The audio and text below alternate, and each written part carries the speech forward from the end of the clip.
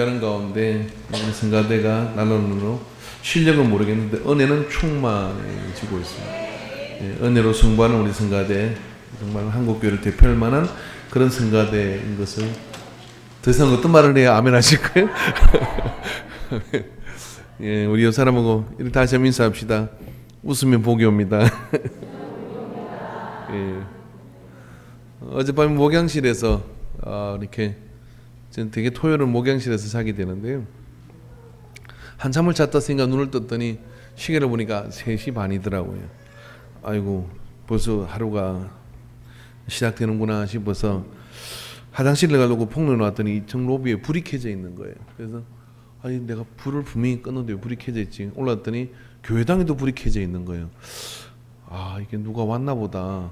그리고 이 새벽에 누가 왔을까? 그러고 보니까 누군가 꽃꽂이를 하고 있는 거예요. 그래서 세상에 이 새벽 시간에 와서 저 꽃꽂이를 하나? 그러고 집으로 내려가서 우리 주 사람을 깨워서 일으키려고 일어나라고 그렇게 했더니 몇 시인데 그러냐는 이게 시계를 보니 10시 반이라는 거예요.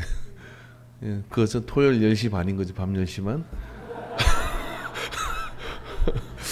그래서 조용히 한 살에 야단 맞고 다시 잤어요. 시계를 잘못 보면 그런 일이, 오늘 아마 빠진 분 중에 몇 분은 시계를 잘못 보고 있는 분이 아닐까 그렇게 생각을 합니다. 왠지 연말이 되고 성탄절이 되면은 우리의 마음속에 어떤 그런 아쉬움도 있고 또 여러 가지 어떤 그런 설렘도 사실은 좀 있는 것 같습니다. 그래서 이 성탄절이 되면 사실 목사님들은 고민이 많죠.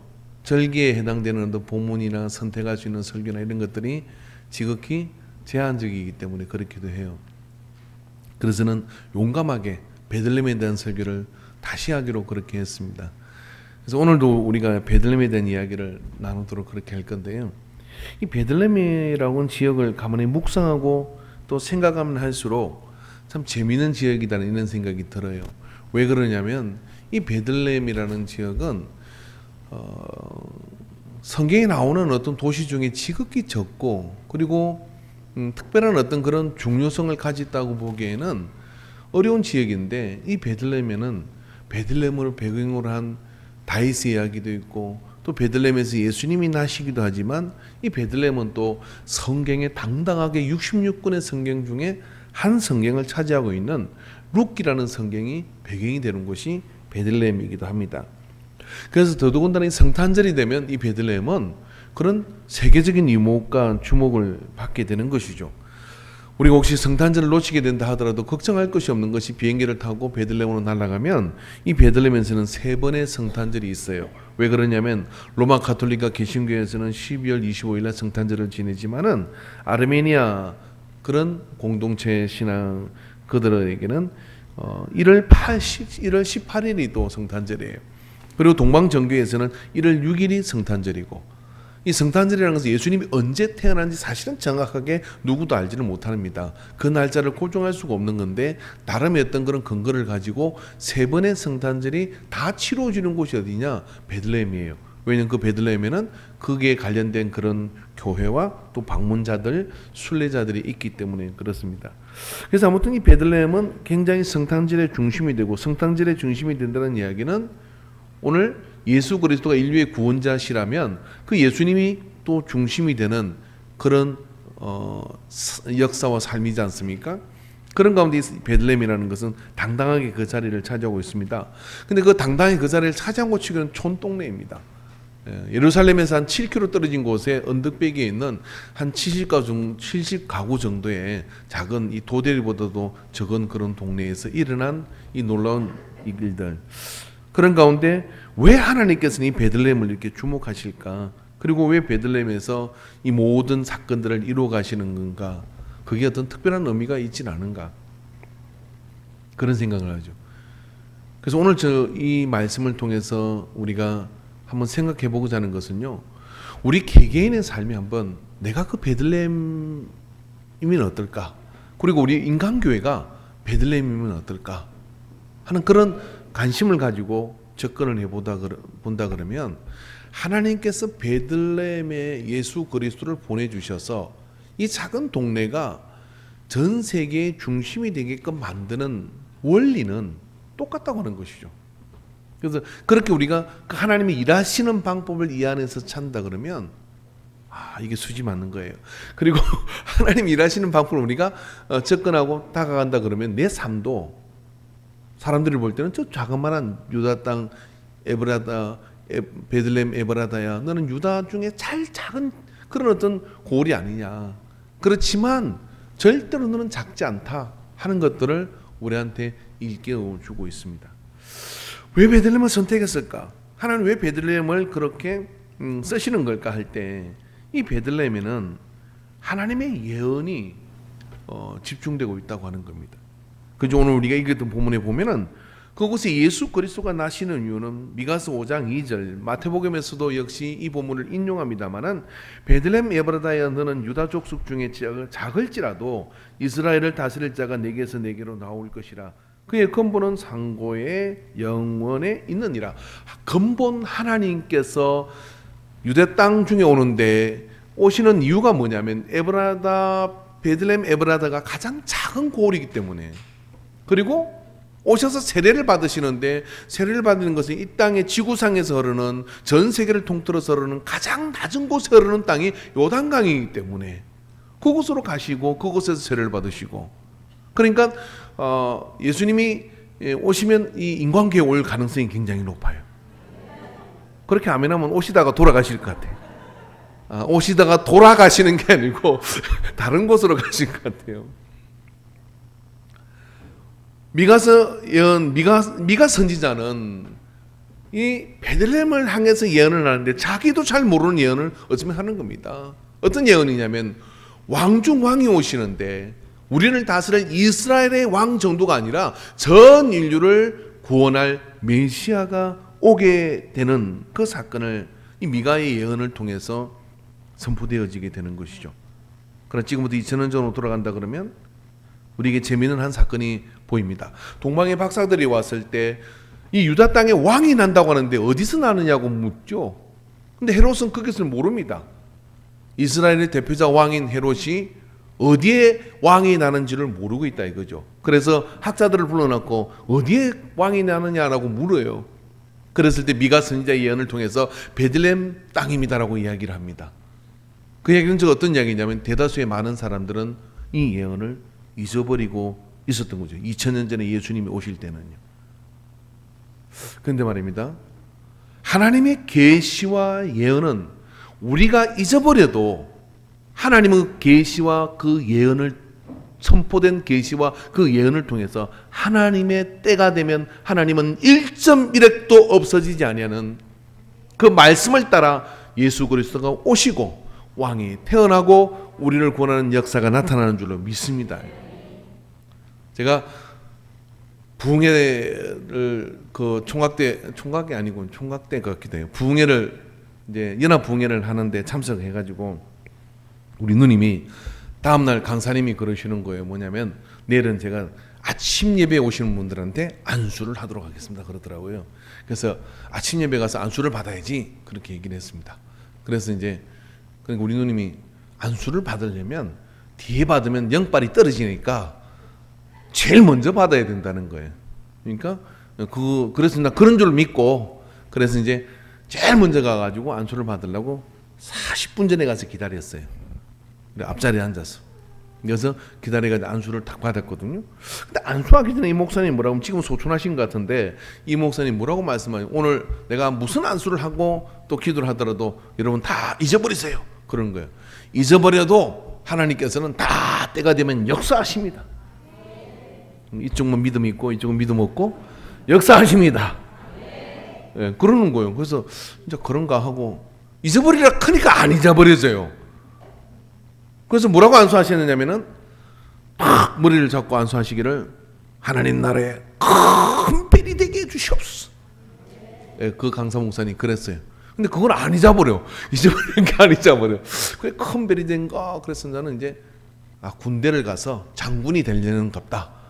그리고 내가 사관학교를 가야지 하고 열심히 노력을 했어요. 근데 사관학교 떨어졌네. 떨어진 거예요. 안 되는 거예요. 그래서 그럼 무슨 별이 되나? 무슨 별이 될까? 그래서 성경을 읽다 보니까 많은 사람을 옳은 대로 돌아오게 하는 자는 하늘의 별같이 이게 그 소리였던 거예요. 이게 참 그렇게 그래서는 예언이 성취된 사람입니다. 제가 뜨문뜨문 보지 마십시오. 할렐루야. 그래서 하나님이 계시라고 하는 것은 있으면 반드시 그것이 우리에게 이루어지는 역사가 이렇게 나타나게 되는 것이죠. 야, 베들레헴 그 작은 골, 야, 베들레헴 그 촌동네, 거기서 뭐가 나겠냐? 그리고 난다는 그 예언이 있었던 것도 잊어버렸어요. 다윗 왕조는 망해버렸어요.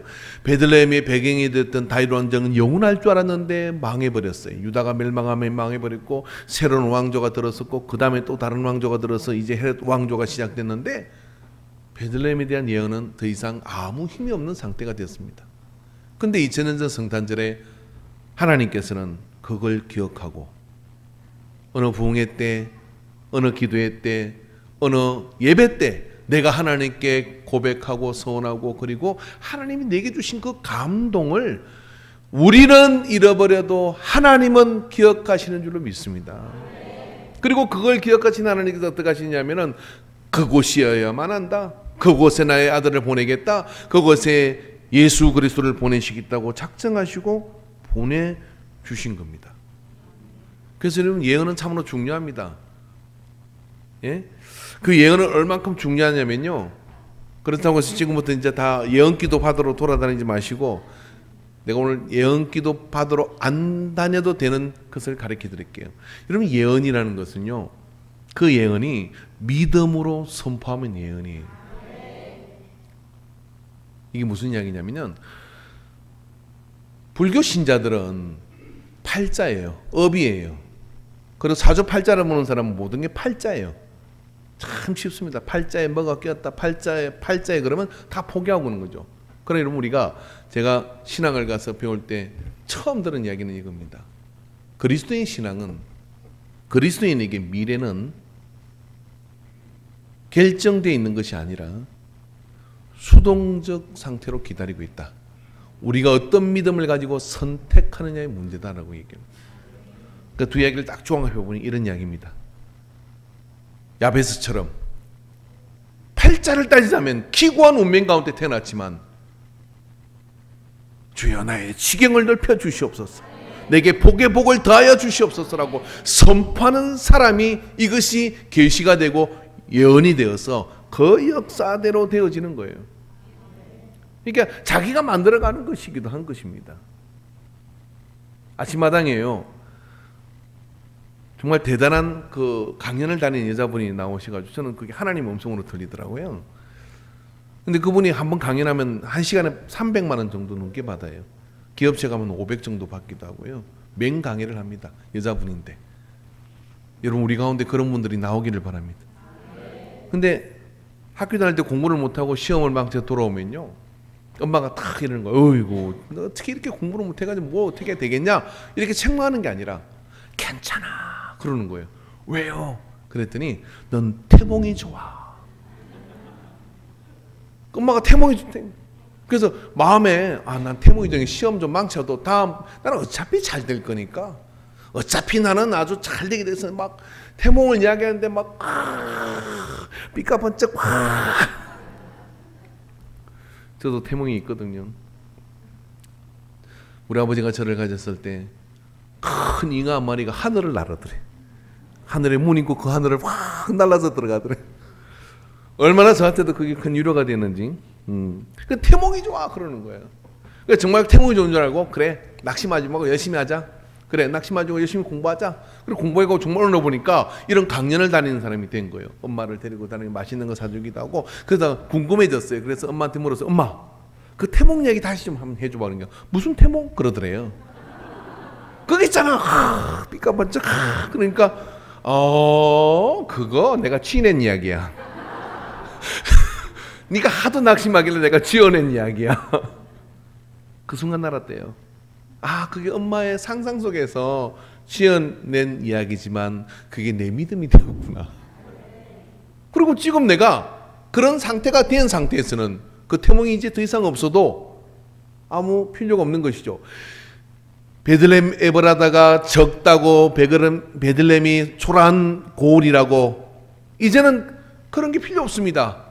베들레헴이라는 그 이름도 이제는 의미가 없어지는 것이죠. 왜냐하면 그곳은 다윗의 동네가 되었고 그것은 예수 그리스도가 탄생한 곳이 되었기 때문에 이제 더 이상 적다 뭐다 하는 필요가 없는 것이죠.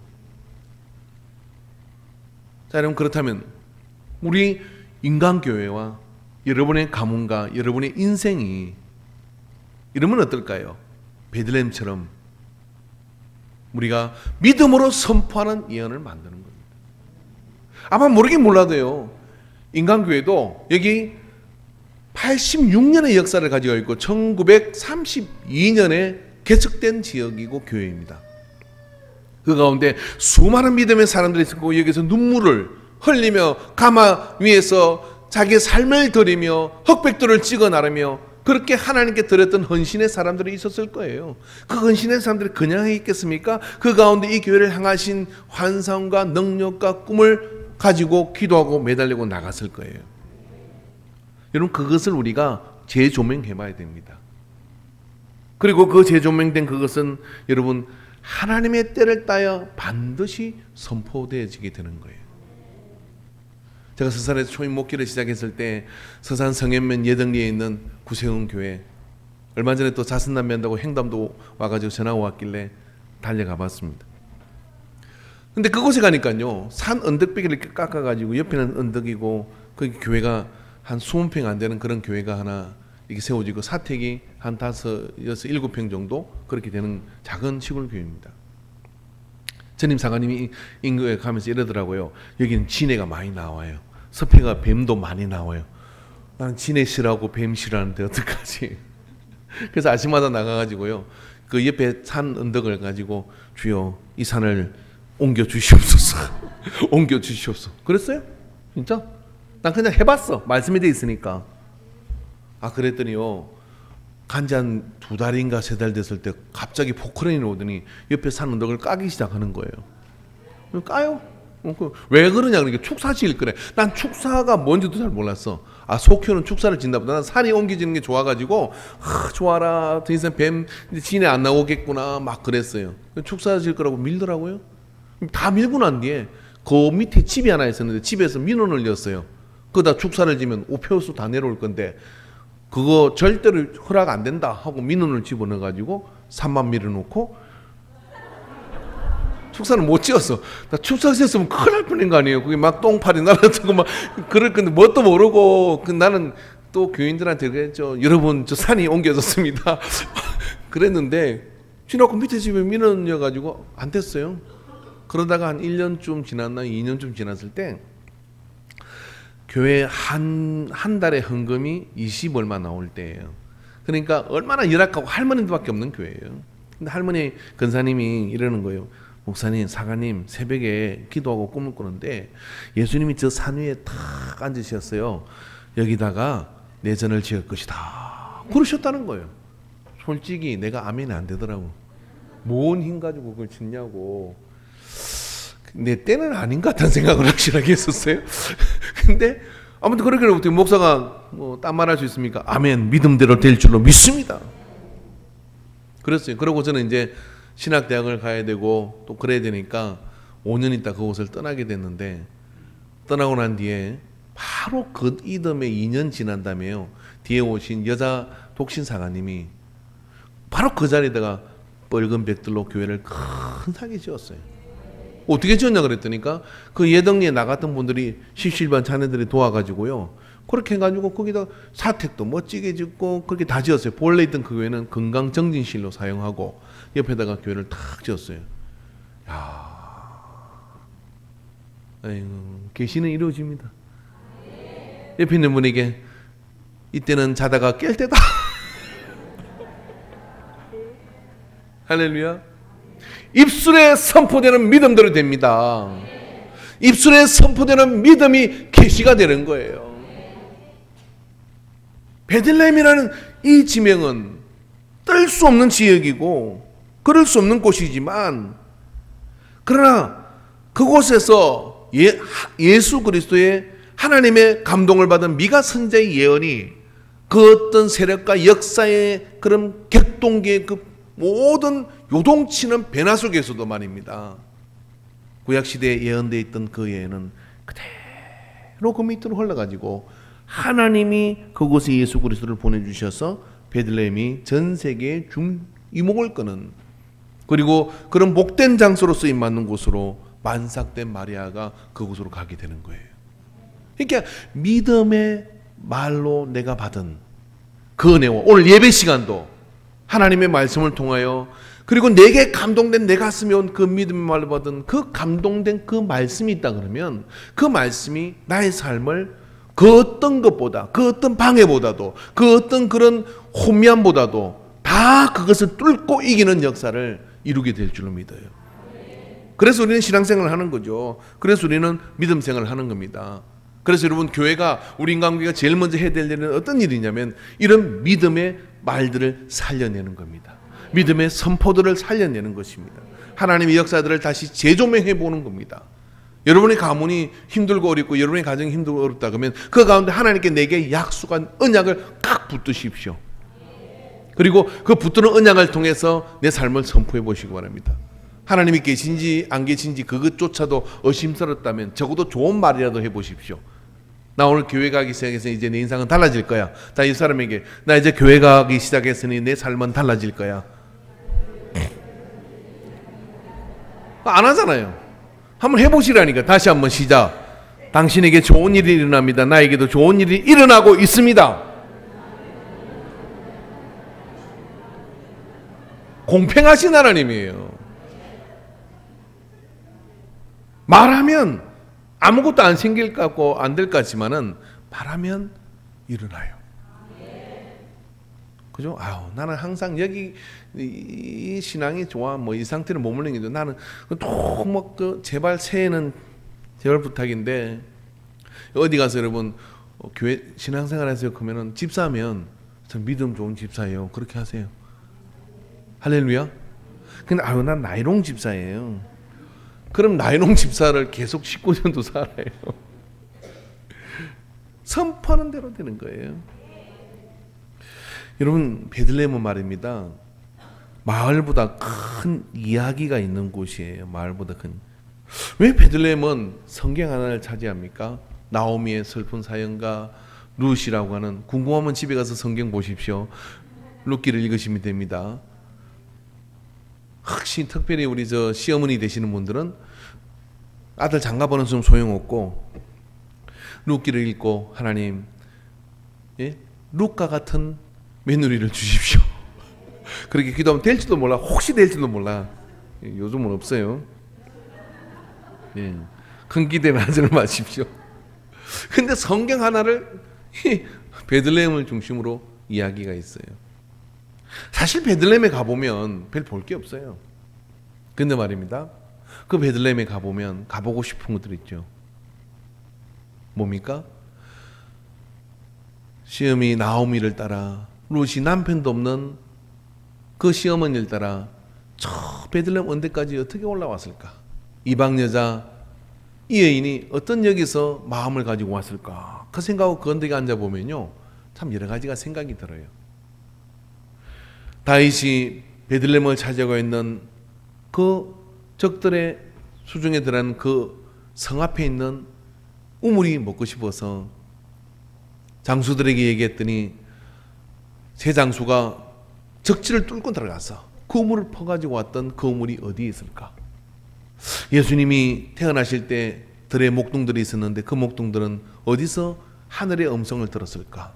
하고 그 좁은 동네를 이렇게 돌아보다 보면요, 그 좁은 동네 안에 성경에 많은 이야기가 그 속에 있는 걸 발견하게 돼요. 그 많은 이야기가 베들레헴의 자산이기도 한 것이죠. 그래서 여러분, 우리가 우리의 삶 속에 말입니다, 한 사람의 삶을 규정지을 때 얼마나 소유했느냐의 규정은요, 저 속물들이나 세상에 있는 어떤 그런 기준으로 말할 수 있어요. 그러나 한번 해자되고 말 뿐입니다. 그런데 그 사람의 삶이 어떤 영향을 주었고 어떤 역사를 써가는지에 대한 이야기는 우리가 죽고 없어도 그 이야기는 남아서 많은 사람들에게 감동을 줄 뿐만 아니라 위대한 일들을 이루어갈 수 있습니다. 그런 면에서 우리 인간교회는 많은 자산을 가지고 있습니다. 80년의 역사 동안에 우리가 가졌던, 우리 가슴 속에 체험했던 그런 이야기들이 저는 도배되기를 원해요. 그런 이야기들이 재생산되기를 원해요. 왜냐하면 그것이 베들레헴으로 하여금 위대한 일을 이루게 만드는 것이니까. 그렇지 않습니까?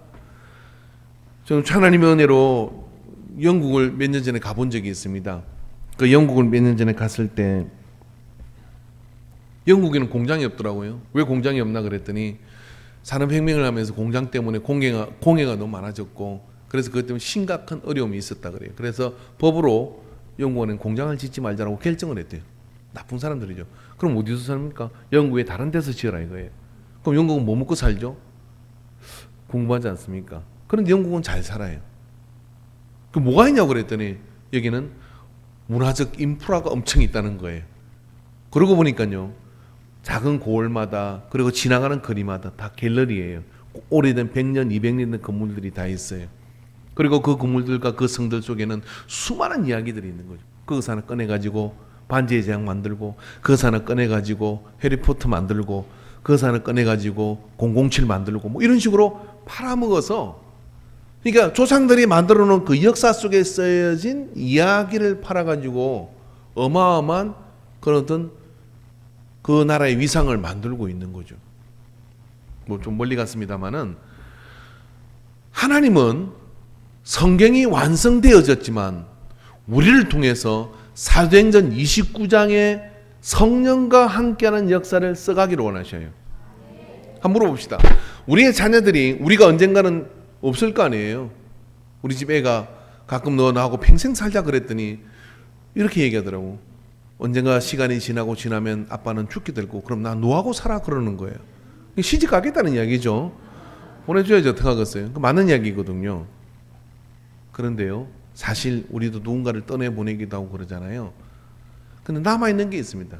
할머니의 무릎에서 들었고, 아버지의 곁에서 밥상에서 앉아서 들었던 그 삶의 고비마다, 그때마다 하나님이 내 손을 붙들어 준 간증을 얘기하실 때는요, 식사를 하시다가 밥숟가락을 놓으시고 열변을 토하시는 거예요. 근데 그 이야기 속에 내 속에 들어온 것은 뭐냐면, 그래, 하나님은 살아계시지. 이게 자산이고 유산이고 이게 힘입니다. 여러분 자녀에게 뭘 줄 것입니까? 땅? 도박에 빠지면 다 날아갈 거예요. 사기 걸려 날아갈 거예요. 저금 통장? 그런 것이 우리의 유산일 수 있겠습니까? 한 세계를 가지는 못해요. 그러나 그 가문 속에 믿었다면, 믿음을 가지고 하나님과 함께 되어진 그 이야기들은 고스란히 자녀 속에 살아가지고 베들레헴을 예수 그리스도가 오시게 만드는 이유가 되는 거예요. 우리 인광이 그렇게 할 수 있습니다. 그리고 여러분의 가정과 그리고 가문이 그런 믿음의 역사에 하나님 나를 사용하여 주십시오라고 나갈 때 베들레헴 속에 일어난 역사가 오늘 우리 안에 재현되는 그런 은혜를 이루게 될 줄로 믿습니다. 그래서 그런 이야기들이 넘쳐나게 되는 것이죠. 저는 성경을 완성되어진 거라고 믿어요. 완성된 계시라고 믿습니다. 그런데 하나님께서는 오늘도 성령의 감동으로 우리 공동체 안에서 그런 일들을 이루어 가시는 줄 믿어요. 이건 시작에 불과합니다. 하나님께서는 우리가 그 베들레헴처럼 하나님의 계시를 믿음으로 붙들고, 그리고 하나님이 우리와 함께 했던 그 수많은 86년의 역사 가운데 있는 그 사상들을 우리 안에서 녹여내면서, 그리고 다음 세대를 길러낸다 그러면 하나님은 우리를 통해서요, 역사의 한 획을 걷는 그런 일도 능히 만들어 주실 수 있다는 것이죠. 그리고 그런 믿음을 가지고 도전하는 자에게 천국은 침노하는 자의 것이라고 말씀해 주고 계시는 겁니다. 오늘 그런 믿음을 가지고 내 삶에 있는 많은 것들을 아름답게 재조명해 보시기 바랍니다. 특별히 고난 가운데 있는 것들을 아름답게 조명하셔야 됩니다. 그리고 그래서 내가 어떻게 믿음의 그런 보석을 각각 깎아가지고 그리고 다듬어가지고 만들어낼 것인지를 한번 우리가 기도하며 주님 앞에 매달려 봐야 될 줄로 믿습니다. 그런 것들이 진정한 자산이 돼요. 저희 할아버지가 부자였다 그래요. 돌아가신 분은 다 부자더라고요. 딱 괜찮았고. 근데 그런 건 뭐 잘 모릅니다. 그런데 제가 아는 것은 뭐냐면 저희 할아버지가 예수를 믿고 난 다음에는 새벽종을 누구한테도 빼앗기지 않았다는 거. 그건 압니다. 저도 가끔 우리 아들한테 얘기합니다. 우리가 믿음을 받아들일 때 이런 일이 있었다라고 얘기를 해줍니다. 난 그게 유산이고 자산이라고 믿어요. 여러분 단대의 믿음을 가지셨다면 이제 그런 이야기를 좀 써보십시오. 하나님의 감동으로 되어진 그런 일들을 한번 써보는 겁니다. 어떻게 몸으로 행위로 그렇게 만들어가는 것이죠. 그렇게 해갈 때 여러분 하나님의 역사는 반드시 흥황케 되는 역사를 바로 베들레헴 같은 인생과 베들레헴 같은 그런 지역을 통해서 만들어 주십니다. 여러분 베들레헴이라는 이름은 빵집이라는 이름의 번역을 할 수가 있어요. 우리말로 하면 떡집이고 빵집인데 근데 사실 베들레헴에 가보면 그건 곡창 지역이 아닙니다.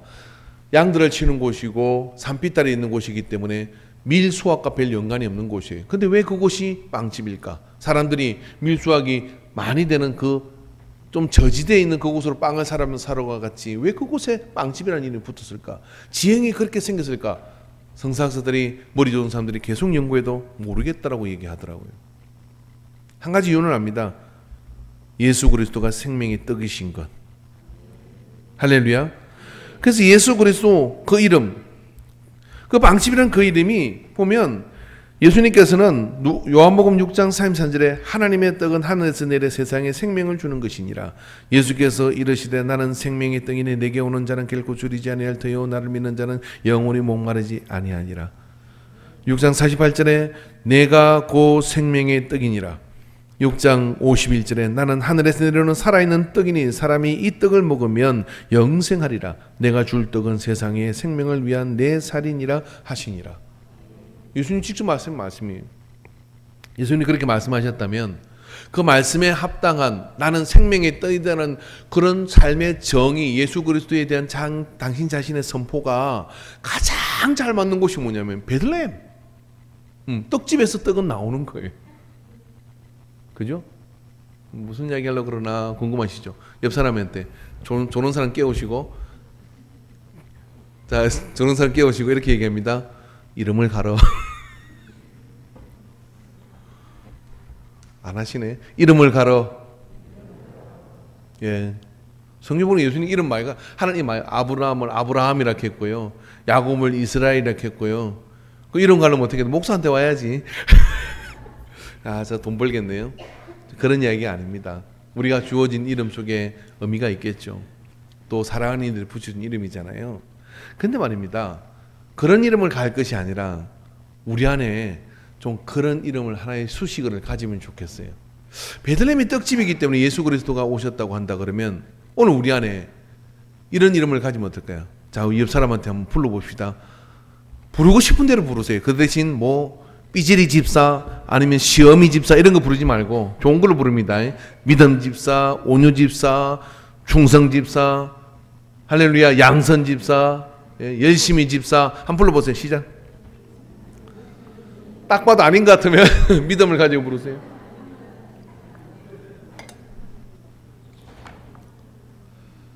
이름을 맨날 베들레헴, 우린 베들레헴이라 그러잖아요. 그 동네 사람들이 또 주변 사람들이 이렇게 얘기합니다. 그 떡집, 그 집에 그 동네 빵이 있어? 떡이 있어? 없어. 근데 왜 떡집이라 해? 궁금해하지도 않아. 왜? 그렇게 부르니까. 근데 생명의 떡이신 예수님이 그곳에 오시는 거예요. 그러니까 막 성질 죄송합니다. 더럽고 화 잘 내고 막 그러면요. 부르기를 이렇게 불러야 돼요. 아이고 온유 집사, 온유 근사. 그렇게 부르는 거예요. 할렐루야. 솔직히 궁금한데 여러분은 저를 어떤 목사라고 불러요? 앞에 뭐 안 붙이세요? 예? 나쁜 목사, 착한 목사. 저 앞에서는 뭐 좋은 소리 하겠지요. 뒤로 가가지고는 뭐. 근데 여러분 그렇게 불러야 돼. 어떻게 불러야 되느냐면 좋은 걸 갖다 붙여야 돼. 할렐루야. 그래서 막 예배에 빠지고 막 게으름 피고 그러면 어떻게 하면 충성 집사 이렇게 불러줘야 되는 거예요. 충성 집사 자꾸 부르면 본인도 생각하잖아요. 축사가 돼요. 어떻게 하면 이 안에 막 게으름 마귀가 충성 집사가 부르니까 충성할 때마다 자꾸 게으름 마귀가 나가는 거예요. 막 신실하자면 신실한 신실이 집사 막 이렇게 불러주는 거예요. 신실들은 참 좋겠네요. 신실이 있어. 할렐루야. 부르는 대로 돼요. 한번 보십시오. 여러분의 남편이나 애들이나 너 좀 맨날 그래 똑같아 막 그러잖아요. 맨날 그래 똑같아 죽을 때까지 맨날 그래 똑같아 거짓하다 죽어요. 근데 조그마한 변화의 몸이 야 달라졌네. 그리고 막 오버해가지고 어떻게 하느냐면 당신 같은 남편은 없어. 너 같은 딸은 없어. 힘들 거예요. 순교할 각오라고 하고 이야기하십시오. 너 같은 아들은 없어. 막 그걸 보고 연습하고 하세요. 연습하고 그렇게 불러주고 두 번 불러주고 할렐루야. 예, 그렇게 불러주면 어떻게 되냐면 마귀가 나가요. 그리고 어떻게 되냐면 그 말대로 그 부르는 이름대로 되는 거예요. 예수님은 베드로를 그냥 고기 좀 더 잡으면 막걸리 한 잔 더 마시고 못 잡으면 속상해서 또 마시던 이 베드로를 말입니다. 시몬아 이제 너는 베드로를 하라. 제가 어떻게 반석이에요. 제가 어떻게 반석이에요. 네 이름에 내 교회를 세우겠다. 기술하려고 그래요. 그런데 어떻게 됩니까? 그 이름대로 된다 이 말이에요. 사이피는 분에게 이름을 가르 믿음의 이름을 가르치기를 바랍니다. 어쩌면 여러분의 이름 속에요 그 수식어가 붙을 때 완성될 거예요. 다 좋은 의미로 이름을 지었잖아요. 이름대로 사라질까? 근데 예수 그리스도가 베들레헴에 올 때 그냥 이유도 모르겠고 왜 그렇게 쳤는지도 모르겠는데 그 베들레헴에 예수 그리스도가 오니까 생명의 떡이신 예수 그리스도가 오니까 어떻게 됩니까? 그래서 그랬구나. 설명이 되어지는 거예요. 그것처럼 우리 인생 속에도요. 예수 그리스도가 와야 그 퍼즐이 완성되는 겁니다. 예수 그리스도가 내 안에 올 때 어떻게 되느냐면 설명이 되어져요. 그리고 설명이 될 때 어떻게 되냐 행복해지는 거예요. 조각이 맞아떨어졌거든요. 그리고 그 안에서 뭐냐면 폭발적 하나님의 역사들이 그 안에서 일어나게 되는 거예요. 그래서 예수 그리스도 그분이 나를 지명하여 너는 무엇이라고 말씀해 주는 그 선포와 그 명칭과 그런 부르심이 우리 안에서 우리의 삶을 완전히 바꿀 수가 있다는 사실을 기억하시기 바랍니다. 그래서 어떤 성경 보고 그냥 막 화나는 대로 부르지 마십시오. 성경 보고 믿음으로 부르시길 바랍니다. 그래서 내년에 우리가 또 재직을 세우고 이럴 때는 다 별명을 하나씩 붙여줬으면 좋겠어요. 별명을. 그래서 우리가 뭐 그렇게 하면 또 이상한 짓 한다 그럴 것 같으니까 그냥 알아서 끼리끼리 한번 그렇게 해보십시오. 어떻게 하냐면 그렇게 애칭을 하나 붙여주는 거예요. 그래서 자꾸만 그렇게 저도 하나 붙여주세요. 그래서 붙여주면 저도 그걸 감사함으로 받고 그래가 서로가 어떻게 되냐면 믿음대로 이름대로 할렐루야 예언대로 할렐루야 이야기대로 다시 되어지는 그런 역사가 우리 안에 일어나기를 축원합니다. 기도합시다.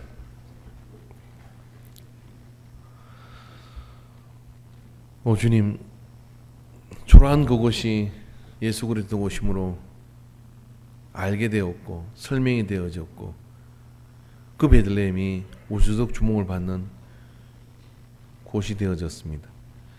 오늘 우리 안에 이 성탄절을 통하여 베들레헴을 통하여 하나님이 일하시는 방법을 알게 하여 주시옵시고 그래 우리의 삶 속에 이 베들레헴에게 있었던 일들이 재현되는 역사들이 있게 하여 주시옵소서. 우리 인간교회를 베들레헴처럼 사용하여 주시옵소서. 우리의 가문을 베들레헴처럼 사용하여 주시옵소서. 우리의 나의 인생을 주님의 뜻을 따라 사용되어지게 하여 주옵소서. 우리를 이끄심을 감사드리고 예수님의 이름으로 기도하옵나이다. 아멘. 찬송 620장